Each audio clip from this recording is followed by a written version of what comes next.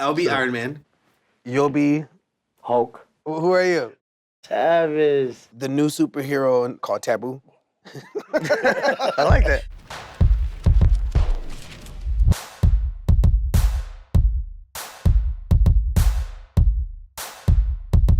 Will's kind of like the Professor X.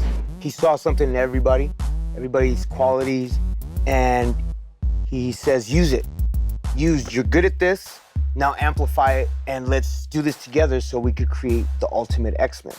My mom wrote me this amazing letter in 1999. My mom's letter was so, deep on the importance of this bond, as if she was connected to a higher power in ways we all knew it.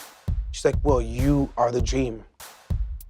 And Apple is there in the ground to help you make that dream real. And Taboo is that shield, that sword that can help you fight anything. And that is real. How we're configured. I'm like, yo, I see it. I was born in East Los Angeles, California. I was brought up by my grandmother. She broke down barriers and walls with the most toughest, roughest people. And that was the Native American spirit, just fighting through. If something that reminds me of my grandma, I'll say Red Wolf. Especially now, being really connected to my Native American roots. And it's something that pulls me in. That's why I think it's special to always hold on to causes, as a hero would do.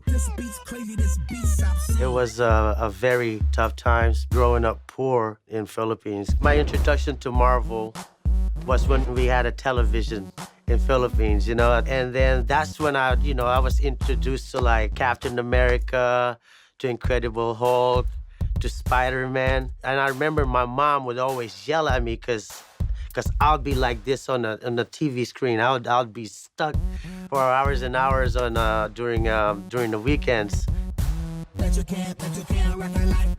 I didn't grow up with comic books. I got into comics as a young adult. I'll go to movies, watching those films made me want to see, hey, did you see, they messed the story up. What do you mean they messed the story up? Well, the comic is better. The comic is better. Then I wanted to go. The one guy that spoke to me was Tony Stark. So what makes Tony Stark is not his money. It's his ability to see how to get things done. And he's wearing a suit. I could have my guys make that same helmet. I could build that in a year and a half, working for people to buy. That's how much that's what I got from Tony Stark. I could build an augmented reality helmet that has AI in it that does exactly that. Our boy hit a situation that we never even thought was reality. He called me on the phone talking about, yo, bro, they just diagnosed me with cancer. What? You joking? That's not a joke. He was like, well, I'm serious. Day one of chemotherapy, I was in the best shape of my life, but I'm fighting for my life.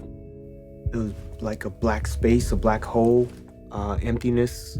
I had no hair, I had no eyebrows, I had lost weight, couldn't pick my kids up.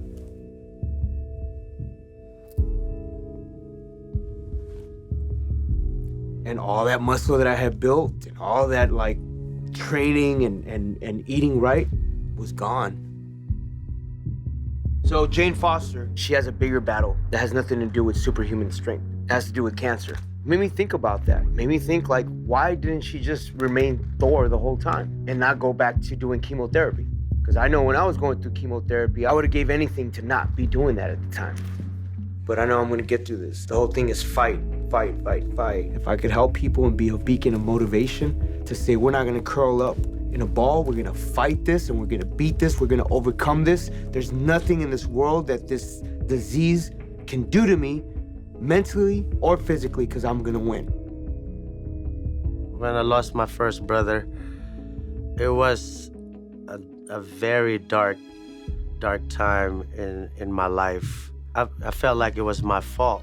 I was also struggling, and I also had to make something of myself. Now I feel like I'm responsible for his daughter, Same thing as what Spider-Man did, I guess he wasn't aware of what happened with his uncle, but at the same time, he felt like it was his fault. But to overcome that, he started taking care of his aunt, and that makes him a hero. I remember November the 11th, 2011. stepping off the stage, and we're like, all right, so I guess we're taking a little break. That 6-year hiatus shook us to the core, where we really believed, a lot of us at some point in time, that the Black Eyed Peas would never come back together. And so I was like, yo, dude, I'm building this facility. The past. Like, yo, Tab, dude, you need to come by. It's the new vehicle for us, dude. Trust, man, we're adults now. We don't need the record company. We're gonna build something bigger than any record company. You know, we've done like the biggest tour. We've gone from like underground to like going to like the most popular dance music. Now it's like a blank canvas again, you know? Peas is kind of like the Avengers. We took different journeys that we all had interest in. Along the way, still continuing to be really great friends and a family, supportive. But ultimately, when we come back together, we're able to, you know, do a lot of great things around the world. It's time for the Black Eyed Peas to suit up